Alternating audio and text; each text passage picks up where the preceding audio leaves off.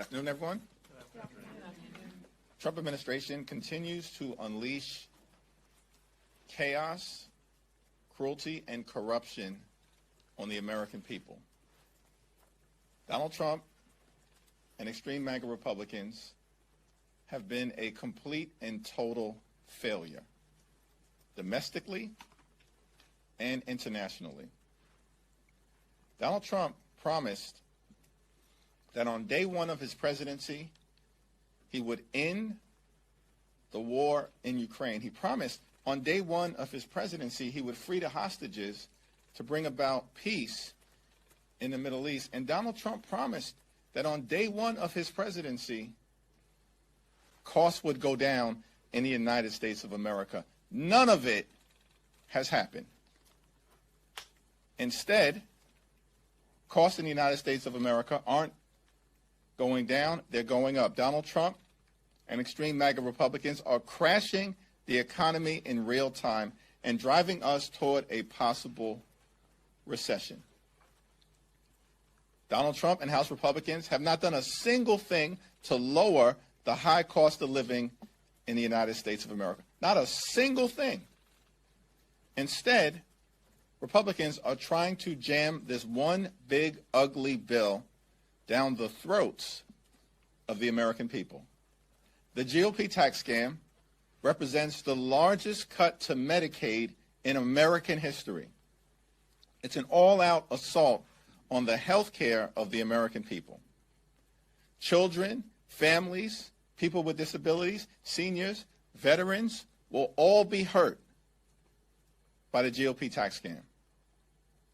Premiums, co-pays, and deductibles will go up for tens of millions of Americans. Hospitals will close. Nursing homes will shut down. Community-based health clinics will be unable to operate. And because more than 16 or so million people in America will lose their health care, people in this country will die. That's what Republican governance has brought to the United States of America. The GOP tax scam will also cut nutritional assistance from the American people.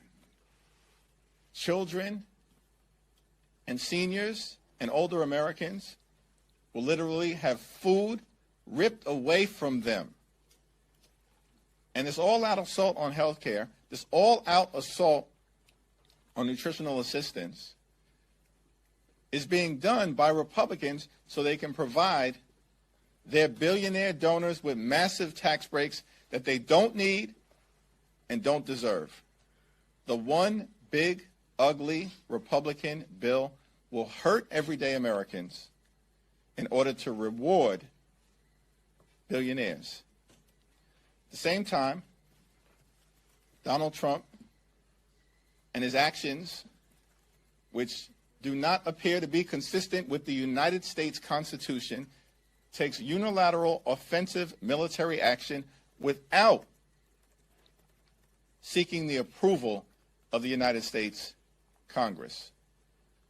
The use of military force, which is offensive in nature, must be approved by the House and the Senate. That's according to the Constitution. It's not optional, Donald.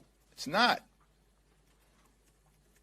The framers of the Constitution actually gave Congress the power to declare war for a reason, so the American people, through their elected representatives, would have the opportunity to debate the issue and make some decisions as it relates to what's in the best interest and the national security of the American people. Donald Trump and the administration chose to ignore the Constitution. And so they're going to have to come before Congress and explain their justification for an offensive military strike against Iran. Yes, we can never allow Iran to become a nuclear power. And of course, Israel has the right to defend itself and will support Israel's security in an ironclad manner. But the Trump administration intentionally decided to ignore the aggressive diplomacy that was available to it to try to address the Iranian nuclear threat and ignore the requirements of the Constitution, and now they've got to explain why. And we expect that justification, not just at the classified briefing behind closed doors tomorrow, but we expect them to explain to the American people the basis of the strike. What were the results in terms of actually thwarting Iran's capacity to become a nuclear power? And what are the Trump administration plans to avoid another potentially disastrous war in the Middle East where thousands of American lives are potentially at risk? What is your plan to avoid another foreign war? A promise you made, a promise that Donald Trump made to the American people last year. And just like every other major promise that he made on the campaign trail, he's failed to keep it. Questions? Mr. Leader, you've been very... Thank you. Mr. Leader, I know you just said it's not optional to use military force without consulting Congress, but what is your specific reaction to this afternoon's retaliatory strikes? Also, were you briefed this morning about the potential for retaliation? And lastly, have you been given any updated intelligence assessment about what damage may or may not have occurred from Saturday's strikes? On Saturday, at the highest levels, I communicated to the White House that it was my expectation that we would have a Gang of 8 classified briefing immediately to discuss the military strike on Iran, the potential for retaliation, as well as to probe the basis and justification for the offensive military action and to understand the damage that was actually done and whether reports are accurate that Iran may have moved significant amounts of their enriched uranium in advance of the strike, which would effectively allow them to remain in a position to become a nuclear power. That Gang of 8 briefing has not taken place. So the question is, why not? What is the administration hiding from the elected representatives of the United States Congress if they're willing to stand behind their actions? Now, our thoughts, prayers, and our full support will continue to be behind the members of the United States military who are in harm's way throughout the Middle East. That's unwavering and unequivocal support for our service men and women in the military throughout the Middle East. That is different than making sure that the Trump administration in a democracy follows the law, follows the Constitution, and does what's in the best interest of the national security of the American people. Thanks. Back row. Leader Jeffries, would you support the Ro Khanna War Powers resolution? I haven't taken a look at it. Leader Jeffries, Speaker Johnson just said that now is not the, quote, appropriate time for that resolution. What's your response? And also, do you expect to receive another briefing from the White House? What have they told you? We haven't gotten an initial briefing from the White House.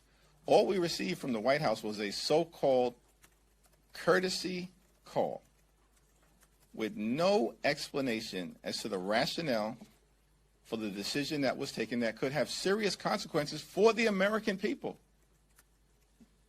I asked for a Gang of 8 briefing. It has yet to occur. And it's not clear to me what the administration is hiding from the Congress and from the American people. If they have a case to make, come up to Capitol Hill and make it. In terms of the War Powers Act resolutions, because House Republicans changed the rules in this Congress, those resolutions would ordinarily be required to be presented for an up or down vote within 48 hours because they were privileged in nature. For some reason, House Republicans don't want to have a full and comprehensive and swift debate on the War Powers Act issue before the American people. So they've changed the rules such that the resolutions aren't even eligible for a debate on the House floor until several weeks from now. That's outrageous. And House Republican leaders are going to have to explain that to their own base, which also does not want to see another dangerous, potentially disastrous Middle Eastern war. Mr. Leader, you've been very clear in your position that Congress should have authorized, that military action should have been authorized through Congress. If the Commander-in-Chief had sought congressional approval here, would you have given it to him? We've seen no evidence to date that an offensive strike of this nature was justified under the War Powers Act or the Constitution. But the whole reason for the Trump administration to undertake that process is to come up to Capitol Hill and convince the American people and their elected representatives in the House and in the Senate. That hasn't happened. And what I can say is not a scintilla of evidence to date has been presented that I have seen to justify the notion that there was an imminent threat to the United States of America. If the administration has evidence to the contrary, come up to present it. We're not hard to find. I'm not hiding. And we've asked for a Gang of Eight briefing. Tomorrow, there will be an opportunity for every single member of the House to hear the information from the administration, and hopefully they will present it in a manner that's comprehensive. It will be probed, it will be tested, it will be aggressively pushed back against, and then we'll see what the outcome is after that classified briefing. Up until this point, what is your estimation of how close Iran has been to obtaining a nuclear weapon? That's a question that the administration is going to have to provide to us and to the American people. Mr. Leader. And going back. Yeah, Leader Jeffries, you clearly think President Trump's actions here were unconstitutional. So what are you and other Democrats going to do to hold him accountable, if not a vote on the War Powers resolution? I clearly think that there's no basis that I've seen to justify his actions that involve in running the United States Congress. The Trump administration will have an ability to try to convince members of Congress on both sides of the aisle that it was a justified action and ultimately convince the American people. And that will begin tomorrow, and we'll see what happens from there. There's no evidence that I have seen to justify the military strike that took place in the absence of securing congressional approval. Leader Jeffries, thank you for taking my question. There are some members in your conference that have suggested impeaching President Trump over these Iranian strikes. Impeachment has come up not just from AOC, but other members. Is that a tool on the table for you if you were to take back the House? I think what's on the tool, a tool that's on the table right now is to continue to demand that the administration present itself before the United States Congress and make the case to the American people as to why this extraordinary step has been taken. That's step one. Step two is for the War Powers resolution, whether that's the one that has already been introduced or others that may subsequently be introduced, for those resolutions to be debated on the House floor, as should have occurred already. And then we'll see where we're at thereafter. So you're not taking any calls for impeachment seriously right now? This is a dangerous moment that we're in, and we've got to get through what's in front of us. And what's in front of us right now is the Trump administration has a responsibility to come to Congress, justify its actions, for which we've seen no evidence to justify its offensive strike in Iran, and we also don't even know how effective the strike has been. There's zero evidence that I've seen that the nuclear program was completely and totally obliterated, as Donald Trump has claimed. No evidence that has been presented to Congress to suggest that that has occurred. Let's see what happens at the classified briefing tomorrow. Thanks. Second round. Thanks for taking my question, Leader Jeffries. What's your level of concern that this conflict could escalate and other countries, more powerful countries, could get involved? The approach that was taken by President Barack Obama, which I strongly supported, to prevent Iran from becoming a nuclear-capable power, which is a goal that all of us should share, and I do, is aggressive diplomacy. When President Obama entered into discussions to try to secure a nuclear agreement to prevent Iran from becoming capable of developing a nuclear weapon, it was a discussion that involved diplomacy from the United States, Great Britain, France, Germany, Russia, and China, all at the table, entering into an agreement that took Iran's capacity from racing to a nuclear weapon from inside of 3 months, which is where it was at the time, to outside of a year.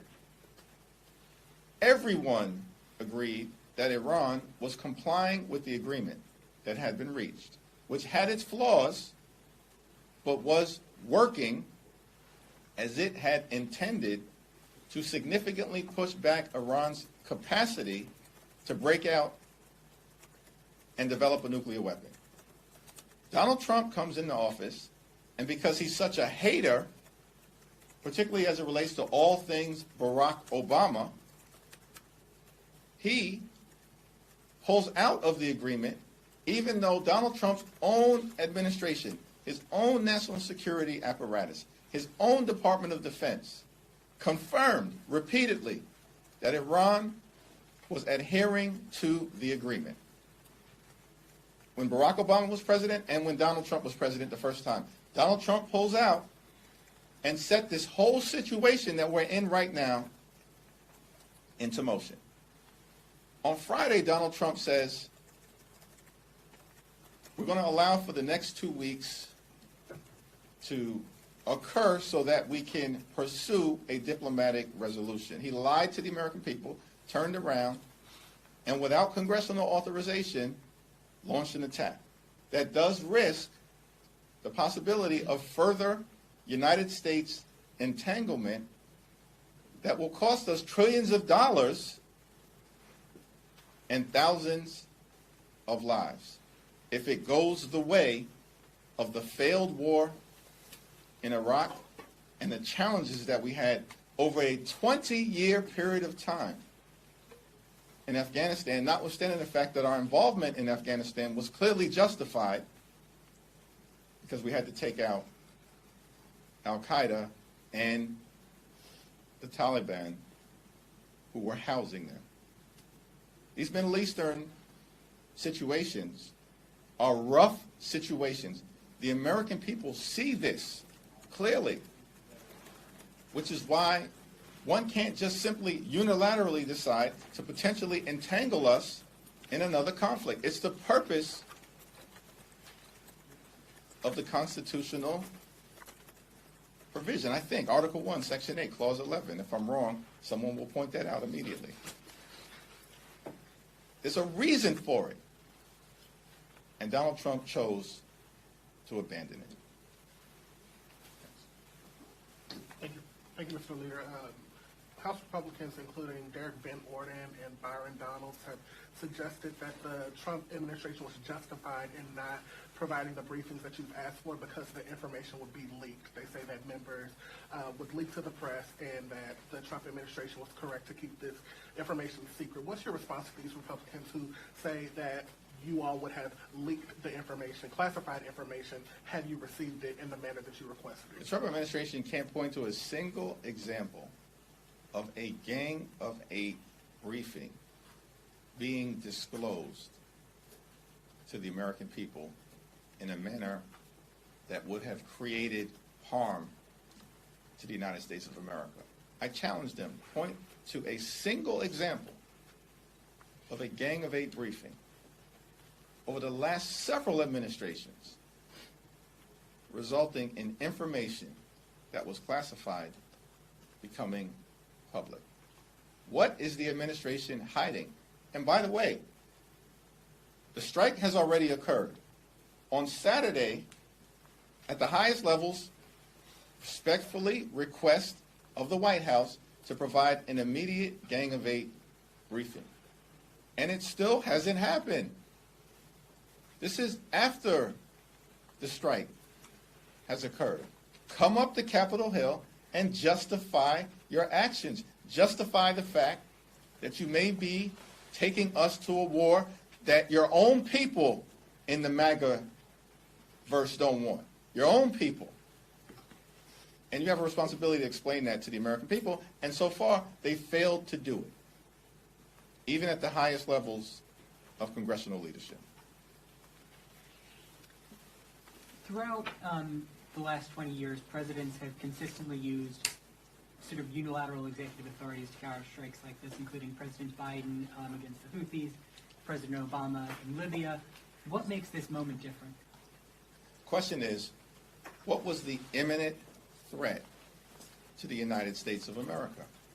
And there's been no evidence to present an imminent threat. Now, if the administration believes that it existed, then they have an opportunity to present that to the American people and to Congress as the elected representatives of the American people. Up until this point, they've not provided any evidence of an imminent threat.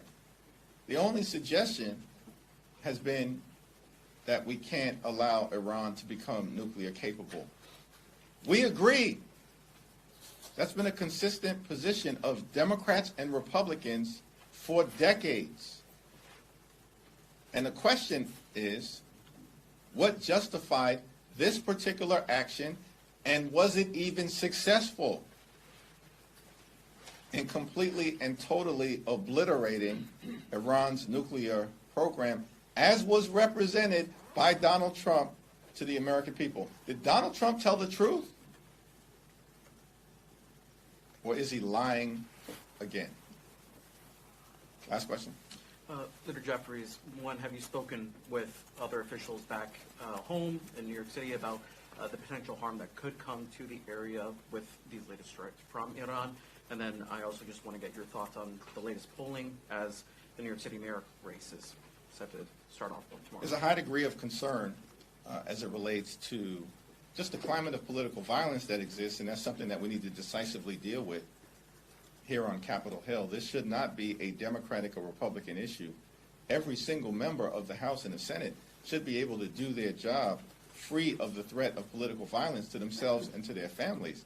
And that's going to require the House taking decisive steps in terms of increasing the resources available to keep members of Congress safe so we can actually effectively represent the American people regardless of party affiliation or political ideology. In terms of specific threats, I'm confident that the NYPD, the police commissioner, working with the leadership in New York City and New York State, they're taking appropriate steps to keep everybody safe, particularly areas that are sensitive in terms of the potential to be targets, whether those are houses of worship, synagogues, shuls, mosques, or other affiliated religious institutions during a time of great challenge. In terms of the mayor's race, it's going to be close, it appears. And I've said this is in the hands of the people of New York City, and we'll see what the outcome is. But I think at this moment in time, no one can credibly predict who the winner will be until all votes have been cast. Last minute endorsement? I'm going to pass on that one. Thank you all. Thank you.